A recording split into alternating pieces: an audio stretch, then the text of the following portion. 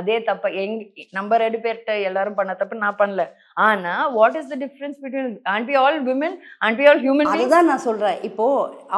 இப்போ நான் அவங்க ஆடுனது 2 பீஸ்ல அவங்க ஷார்ட்ஸ்ல அந்த சீன்ல வந்தது தப்பில்லைன்னா, நீ வந்தது தப்பில்ல.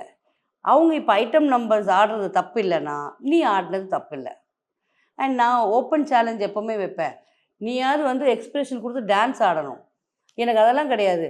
ஒரு பெண் ஒரு ஆண்கிட்டேருந்து ஒரு பெண்ணுக்கு சந்தோஷம் கிடைக்குது பெட்டில் அப்படின்றத அந்த எக்ஸ்ப்ரெஷனை அவ்வளோ ஈஸியாக உங்களால் கொண்டு வர முடியும்னா நீங்கள் சூப்பர் ஸ்டார் ஆகிருப்பீங்க. ஏன் கேரளாவில் நான் வந்து ஒரு 20 வருஷமாக ஆண்டேன்னா அந்த எக்ஸ்ப்ரெஷன் என்னால் கொடுக்க முடிஞ்சுது.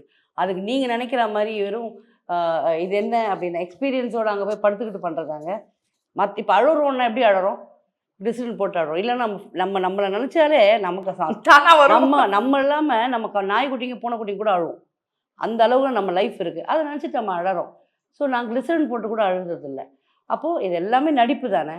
அது வந்து எனக்கும் உனக்கும் புரிஞ்சால் சரி, படம் எடுக்கிறவங்களுக்கு புரிஞ்சால் சரி, மற்றவங்களாம் நம்மளை பார்க்குறது வந்து நம்மளோட அழகுக்காகவும் உடம்பு உறுப்புக்காகவும் தான் பார்க்குறாங்க.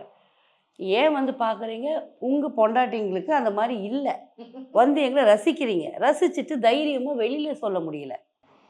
நீ அவளை மாதிரி இல்லை, நீ இவ்வளோ மாதிரி இல்லைன்னு உங்களுக்கு தைரியம் இல்லை வெளில சொல்ல. முக்காடு போட்டுன்னு வந்து என் படம் பார்த்தவங்க நிறைய பேர் இருக்காங்கம்மா. நான் உன்னெல்லாம் சொல்லலை. கேரளாவில் வெறும் முக்காடோட அப்பனும் பிள்ளையும் போவானுங்க ஒரே படத்துக்கு. இதெல்லாம் எனக்கே தெரியும்னு வைங்க. ஸோ ஆம்பளைங்களான உங்களுக்கு என் படம் பார்த்துட்டு வந்தேன்னு சொல்கிறதுக்கு தைரியமும் வக்கில்லாதவங்க நீங்கள்லாம் என்னை விமர்சனம் பண்ணுறதுக்கு ஆளே கிடையாது. பர்ஃபெக்ட்லி இது என்னோட ஸ்டாண்ட்.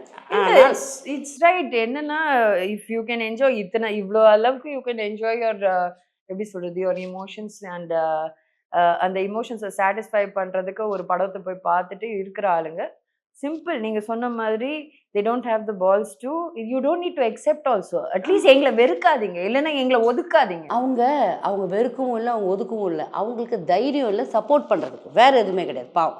நான் எப்போவுமே ஆம்பளைங்க இல்லாமல் நான் கிடையாதுமா, நீயும் கிடையாது. நம்மளை யார் ரசிப்பா?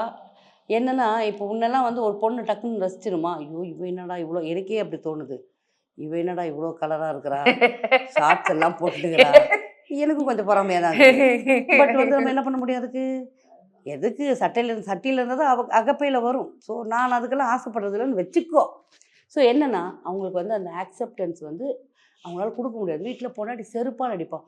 நான் இங்கே உட்காந்துட்டு நீ போய் சோனா தொடைய பார்க்குறேன்னு, அவள் தொட மாதிரி ஒன்று இல்லையே.